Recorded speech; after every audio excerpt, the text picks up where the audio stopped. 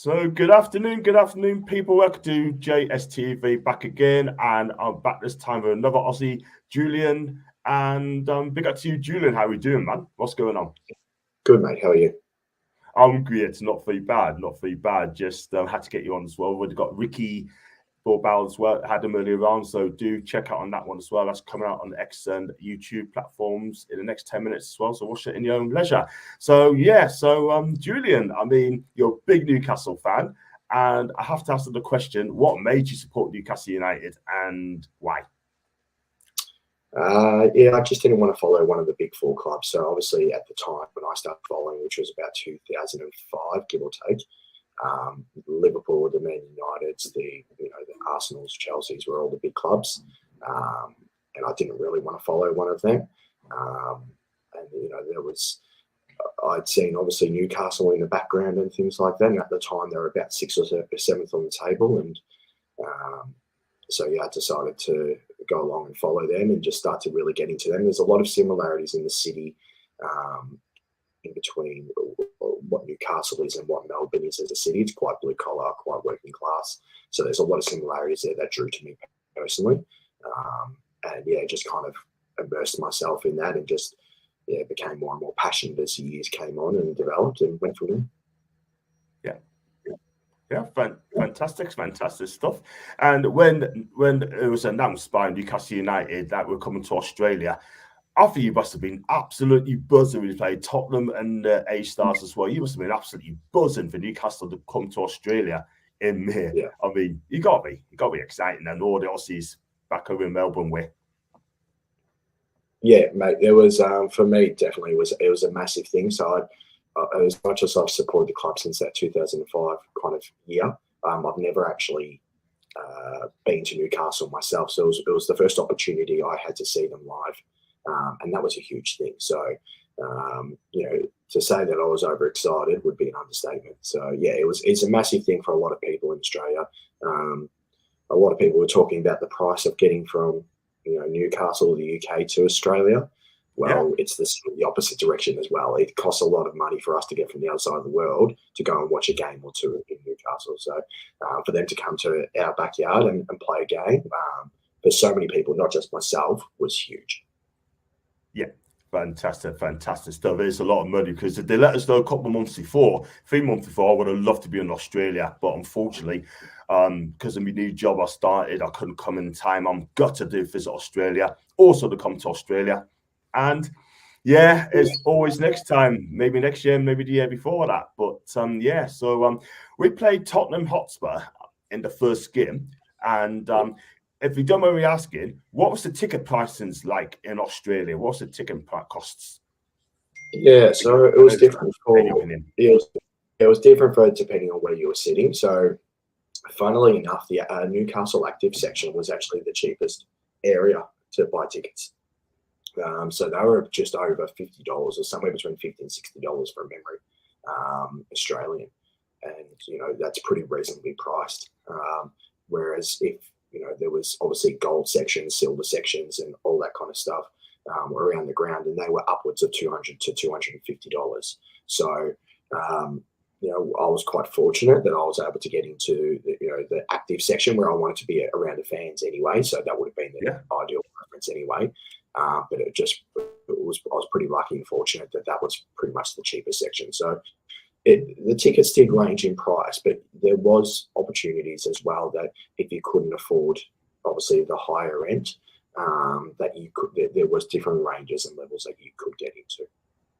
Yeah, fantastic. And the A-Star game, now a lot of people I don't know if you've seen that social media, you've seen my tweet as well. A lot of people are kind of kicking off for us an Aussie paying top whack to see the reserve side. Yeah, I know people are saying that we understand that the player who just had a tough season, so Eddie picked a young side, a lot of people still paid a lot of money to see the Newcastle kids, the under 23s.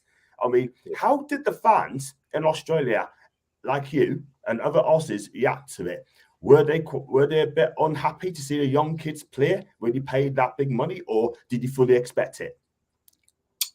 Mate, you've got to fully. I think you've honestly got to have expected it. They just played at Brentford on the Sunday afternoon. So Monday morning here, they get on a flight straight away to get into Melbourne Tuesday morning. They fly across the world. They play a game on the Wednesday night. They have a day off, and then they play another game after that. There wasn't a lot of opportunity, to be able to go 11 and use the same 11 for the next day. I think, if you probably took a step back, took a breath, you probably would realise that a lot of the time that they probably would have played a weekend team on Friday. Now, with that doesn't mean that there couldn't have been a sprinkle of the seasoned players or the more experienced players, absolutely. But it wasn't going to be the same team that played against Tottenham. The Tottenham game was the marquee game. The A-League All-Stars wasn't. So I think if you probably had a little bit of time to think about it, you probably could have realised that, I think, in my opinion. Yeah, fair enough. I mean, I also get a lot of people saying that Matt Ritchie could have played, Paul Dobbin could have played, Jacob Murphy could have played as well, to help the young players as well, to guide them through. I mean, a lot of people are saying that they put under the bus by Eddie Howe, those young kids, because you have to realize A-Stars are so experienced. You're talking about 27 to 30-plus-year-old players as well. Yes, it's going to be experience for them, but those players that got lost 8-0, right? I mean, I'm gutted for them. I'm gutted for these kids. You know what I mean? Now I'm getting people saying that it can kill their careers already. You know, I mean, Alex Murphy apart, I think he's going to be a good player. I think he'd be fantastic for us. I thought Gillespie played well. It could have been more goals, but they could have had leaders in the Young'uns team as well, just to guide them through. Would you be happy with that as well? I understand that it just came for a tough game. I did expect the Jules and the Brunos and all the big names to play yesterday. For me, I think they should have had leaders from each position that help the young players out. What do you think? Yeah, and like I said before, I think there was definitely an opportunity. We could have had to watch a Dan Burn, a Jacob Murphy, potentially playing those games. Absolutely. I'm not going to sit here and pretend that it was, the under-21 struggled this season as it was. So to go against seasoned bodies, it was always going to be a little bit of a struggle. Yes, the A-League is obviously probably a different kind of standard and probably obviously a lesser standard compared to what's obviously in England. But at the same time, they're seasoned bodies, and a lot of those guys had actually played at World Cups as well. So it wasn't a great, obviously, match. But probably to go to your point, and something I forgot to say just before about what did the crowd really react like. I don't know if it was on TV or what was seen on the vision, but the crowd were having a ball. We were having the best time in the world. We were having a bit of fun with it. We knew it wasn't going to be a great game. We knew that it wasn't going to be the best viewing and things like that. Where I think a lot of it got lost, though, was, and this is where I see both sides, if some people had only gone to the game and only done the Friday, and they'd flown across the country or something like that, and paid a lot of money with flights, accommodation to go and watch that game, I can understand the frustration there. I really can. The alternative, and from my point of view, and this is what I'm saying, everyone's experiences are different. I've been part of watching and being involved with Newcastle being there the whole week. So we're at the workshop. I was at the first game. We did obviously the pre-match stuff on the Wednesday. We're at the Q&A with Shola. We had the pre-match stuff on the Friday, and then we had the match. Overall, the whole week has been a really fantastic experience. And if you see probably a lot of people as well, yes, there'll be people that are not overly happy with what's going on. I can show you just as many comments that show and say that it was one of the best weeks of their life, regardless of the game. So I think it depends on your experience and what you've kind of got out of the whole week. But for someone like myself who's been at the Q&A and meet and greet and seeing so many players on the street and things like that, it's been a wonderful week. It's been a great week. Fantastic. And did you meet any podcasters in Australia, like Newcastle Fans TV, Lee Lawyer, my guy, and did you met any other podcasters there from Newcastle? Yes, I met Lee a couple of times. He was obviously at the pre-match pubs and saw a bit of exposure on that, and that was fantastic to see. And I bumped into Lee Ryder a couple of times as well, so I spoke to Lee, which was great. Both really nice guys. And we've got, obviously, there's a podcast guys that do in Australia that are Newcastle based. Oh, sorry, they're an Australian podcaster but do based on Newcastle United. So they were doing a lot of stuff as well. So yeah, it was great. And then we saw the guys from black and white banter as well. So they were really cool. They were a good laugh. Yeah, sure. I mean, the atmosphere inside the stadium was absolutely amazing from what I've seen of it. I mean, everyone mixed in as well. And look, end of the day, Melbourne Cricket Ground's massive, a massive stadium. Yeah, and the atmosphere was fantastic for what I believe. Yeah, it's an interesting one. I would actually argue probably, and a few people said the similar thing around me, that the atmosphere at Marvel for the A-League All-Stars game was actually probably better than the one at the MCG, because it was you're so far away at the MCG. The MCG is not designed for football. It's not an ideal football pitch, but it holds 100,000 in the stadium. You can't, the atmosphere, and because it's so big, the noise can kind of round out a little bit, but it was still great. Like, we still had a great time, but the noise and the atmosphere in the Marvel game against the A-League All-Stars, it was pretty good as well. It was actually a bit of fun, so I really enjoyed that one. I enjoyed it both, to be honest. Yeah, I would love to be there myself as well, but couldn't get time off from work. Otherwise, I would have been there myself. But it is what it is. So yeah, so the season's just end, and we finished 7th in the Premier League, and with Eddie Howe's done a fantastic job again, finishing 7th. Yes, he had a lot of injuries as well. Give us a marks out of 10 for the season just ended, and what do you think of our season? What's your review on it?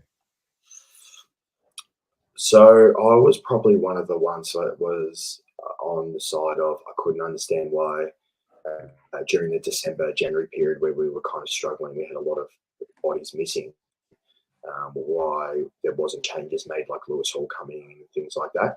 So in terms of team selection, I was a little bit critical of that sometimes. Having said that, though, I do understand the position that Eddie was in and the coaching staff were in. It was a pretty tough call to make, and there wasn't a lot of bodies, and they needed players that understood the system. And Lewis Hall came out himself and said that, you know, he can understand now, looking back, why he wasn't selected when he was.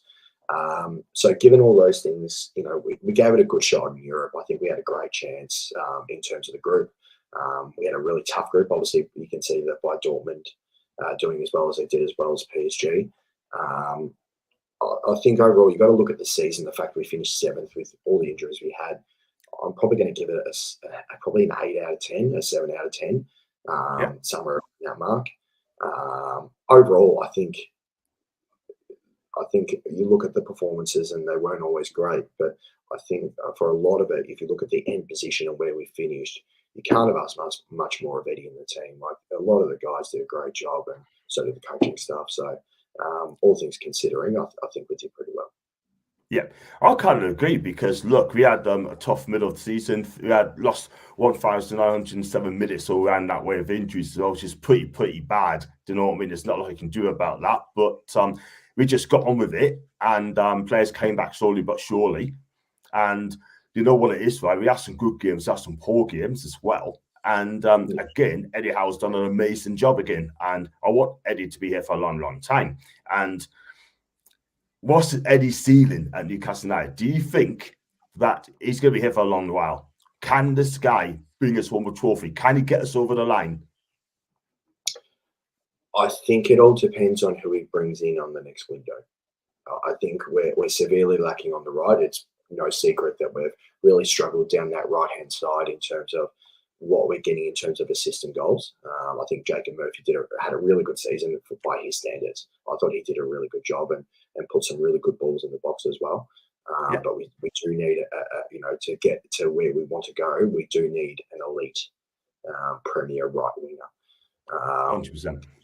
I think Eddie can do it. I do think you obviously need a bit of luck of the draw. With any cup tournament, you do need a bit of a luck of the draw to be able to have teams fall your way, get a few home games and things like that. But if he has the right team, and there's not as many injuries, he can do it.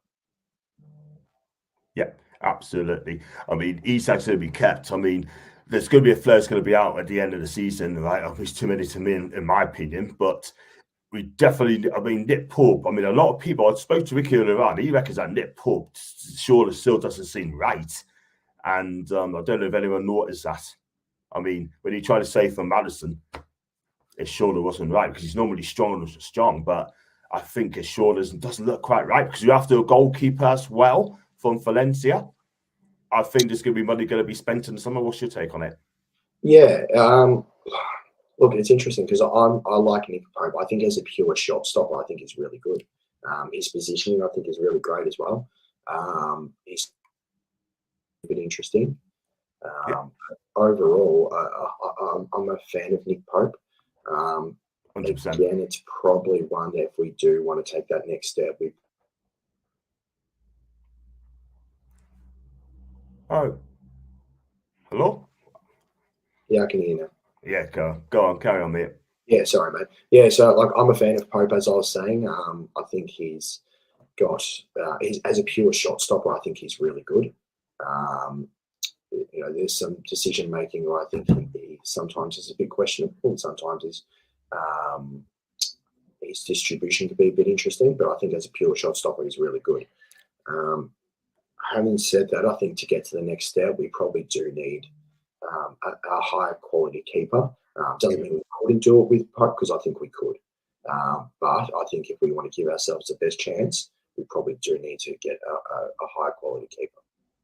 Yeah, and it looks like Dashafili could be the one for us as well if we meet their 35 million asking price as well. Anyhow, I mean, we talked about him as well, and we've gone through that as well. But have you ever done St James's Park, Julian? Have you ever done St James's, or would you like to do it? Or sorry, mate, you cut out there. I missed that part. Can you hear us now, Julian? Can you hear us, Julian? Yeah. Sorry, can you hear us now? Yeah. Yeah. Fantastic. Have you done St James's Park? Ever done it? And would you like to experience it? Yeah, no, unfortunately, I haven't done it yet. So it's obviously one thing I'd love to do. I'm in my mid-30s now, so I've got a promise with my wife that for my 40th, if I haven't done it by then, my 40th, I'm going to St James's Park and try and get a game or two in if I can there. And then, I think that will be a really special experience for me. For someone who supported the club for as long as I have, doing the 2 a.m. wake-ups for kickoff and things like that as much as I do. There's very few games that I miss in each season, probably one or two, to be honest. So to be able to go and see them up close will be a sensational and special experience for myself. Fantastic. I know we don't want to talk about transfers too much, but Alexander Isak, a wonderful season, 25 goals this season for the Big Swede. Yeah. Can we keep him in the summer? Because Arsenal wants him. PSG wants him. We got to hang on to this guy if you are to progress. Yeah. For me, we got to keep him at all costs. We don't want 200 mil. We don't need 200 mil. Yes, the FFP would help, but will he stay with Newcastle in the summer? I'm saying yes, because he lost the club. He's not going for the prices that are being put around on social media and by media outlets. He's not going for 80 million. It's probably not even going for 100 million. We paid 63 for him. We're not going to make only a 17 million pound profit on a striker like that. There's not many world-class strikers in the world, and he's probably not there yet, but he's certainly edging into that category. If we're going to get rid of him, it's going to cost a lot of money. It could be upwards of 140, 150. I don't think he'll go. I think he'll stay. But because I just don't think a lot of clubs will have that kind of money to be able to spend on a striker like that. I just don't think they'll be able to do it. Yeah. And one final question, thank you so much for coming on, man, because it's been a wonderful getting some Aussies in as well. Next season, right, it's going to be a massive season. Yeah. What are your expectations next season for Newcastle? Where do you want us to be, and what should happen? Do you want us to win the trophy? I said you've got to win the trophy this season because you haven't won it for 55 years. The last time we won a trophy is back in 1969, the year I was born. The last domestic trophy we won is back in 55. We won the FA Cup. Yeah, I think it all depends. It's 10:30 Melbourne time now. It all depends on what happens tonight in the FA Cup. I think if we make the Conference League, that's our best bet to win a trophy. I think the teams that are in there, you obviously can't underestimate, but at the same time, it's not the caliber of a PSG or Real Madrid, an AC Milan or Dortmund or anything like that. we would go in as one of the hot favourites, I feel, if we were to go into the Conference League. So that would be your best bet. Obviously, you try and target, the Carabao Cup and the FA Cup as well. But again, they're luck of the draw as well. So if we were to make Europe, I'd be looking to try and really target the Conference League to win that. And again, just cement ourselves in Europe. If it's Europa, that'd be great. If it's Champions League, even better. I think that's the aim. It might not necessarily be top 4, but we certainly want to be knocking on that door. Yeah, facts. I mean, I'll take the trophy and I'll finish outside the top 4 if it needs to be. And we've got to do something because we need to win a trophy next season when it comes, because it's been a long time. 55 years, a long time for our football club, to see what I mean. So we've got opportunities there. And if we can do that, it's going to be one hell of a party up in Newcastle. And listen, thanks for coming on, Julian. I really appreciate you coming on as well. But I'll grab you quickly backstage. But can you like to tell your viewers, first of all, did you enjoy coming on, mate? Yeah, man, it was great. So it was very enjoyable to have a chat to yourself. So I appreciate it. Fantastic. And can you tell us where we can find you on your socials, please, so people can find you? Yeah, so for myself, I'm part of a group called the Aussie Mags. So we're the Newcastle supporters group for Australia. So we're predominantly on Facebook under Aussie Mag, so you'll be able to find us there. And we're starting to get our stuff together on Twitter as well, or X, and Instagram as well under Aussie Mags. Fantastic. Well, I'm going to post this video out probably in the morning for Australian listeners as well, because so if I post it out tomorrow sometime Aussie time, so people can look, and what I'll do, I'll share this video. I'll get to share this video as well. And it's been fantastic. I've already quickly backstage, guys. Thank you so much for coming on. What do you think of Julian's thoughts? He's absolutely honest and on point as well on all things Newcastle. And if you like what you watch, make sure you like, subscribe, and as